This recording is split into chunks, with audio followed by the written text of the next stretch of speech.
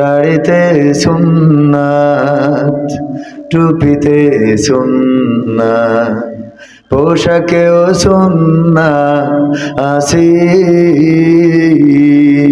পাথরের আঘাত খাওয়া সেটা যে সুন্নাত, কেন মনে হয় না তোমার কাছে?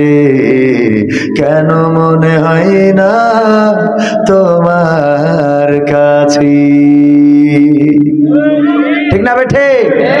দাড়িতে সুন্নাত, টুপিতে সুন্নাত, পোশাকেও সুন্নাত আসি। পাথরের আঘাত খাওয়া সেটা যে সুন্নাত, কেন মনে হয় না তোমার কাছে?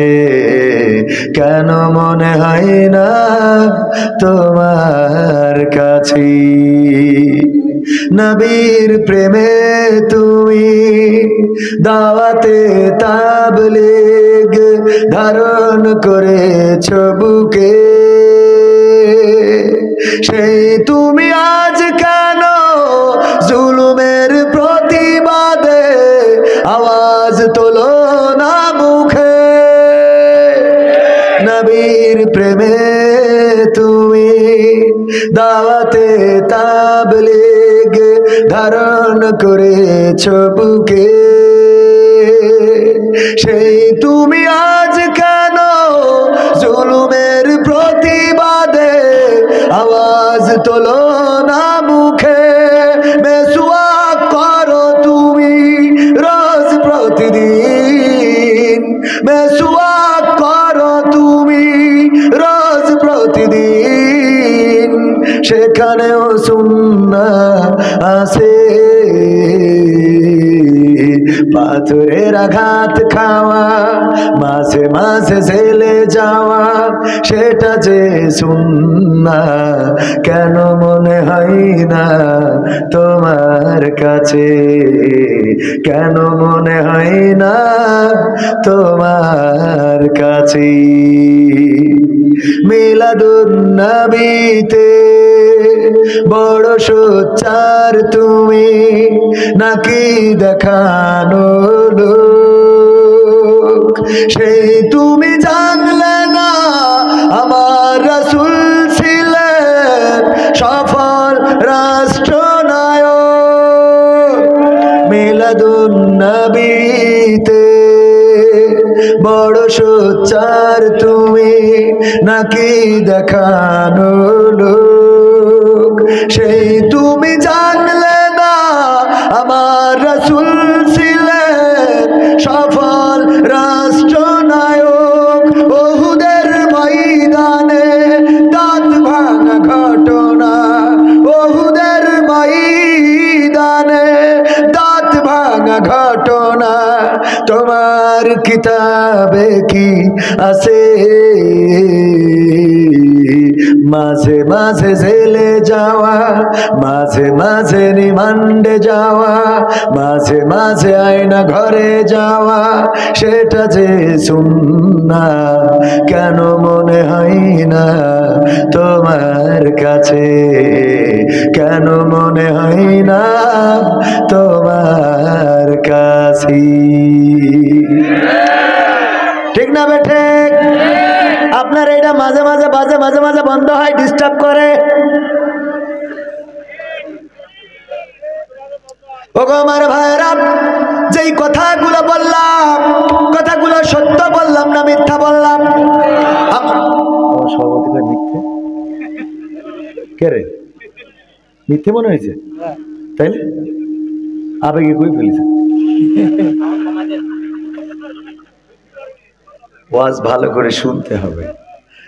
আল্লাহ রাব্বুল আলামিন বলেছেন, ওয়াইযা কুরিয়াল কুরআনু ফাসতামিউ লাহু ওয়া আনসিতু লাআল্লাকুম তুরহামুন। যখন তোমাদের সামনে কোরআন থেকে বলা হবে তখন তোমরা চুপ থাকবে এবং হৃদয়ের কান দিয়ে শুনবে। কি দিয়ে? হৃদয়ের কান দিয়ে শুনবে, যাতে করে তোমাদের উপরে আল্লাহ রহমত বর্ষণ করতে পারে। বলেন সুবহানাল্লাহ। আল্লাহ রহমত আমরা চাই না? চাই না? আল্লাহ রহমত যদি চায়, কিছু সময় আমরা একটু নীরব হয়ে যাব, নিস্তব্ধ হয়ে যাব। যেই কথাগুলো বলবো সেই কথাগুলো যেন আমাদের কাজে লাগে। অন্তত একটা আমল করেন, একটা মাহফিল শুনে একটা আমল করেন, সমাজ বদলে যাবে, আপনার দিন দুনিয়া বদলে যাবে। কিন্তু আমরা শুনি প্রতিনিয়ত মাহফিল হচ্ছে, মাহফিলগুলো তিনটা উদ্দেশ্য কাজ করে। তবে এইটা একেবারে আমার কাছে মনে হয়েছে আলহামদুলিল্লাহ অনেক ভালো একটা মাহফিল। সেইটা কি, যে মাহফিল কমিটি চিন্তা করে যে আমাদের আর্নিং কত হবে, ইনকাম কত হবে। বক্তা চিন্তা করে কত টাকা দিবেন।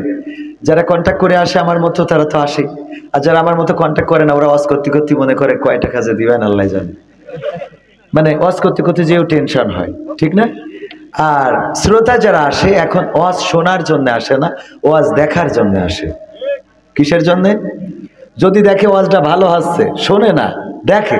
যদি দেখে ভালো হচ্ছে তাহলে থাকবে, যদি দেখে ভালো হচ্ছে না তাহলে চলে যাবে।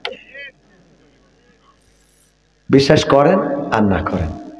তো এই জন্যে আমাদের মাহফিলগুলো তেমন একটা আসর করতেছে না। চারিদিকে মাহফিল হচ্ছে কিন্তু হেদায়েত কম।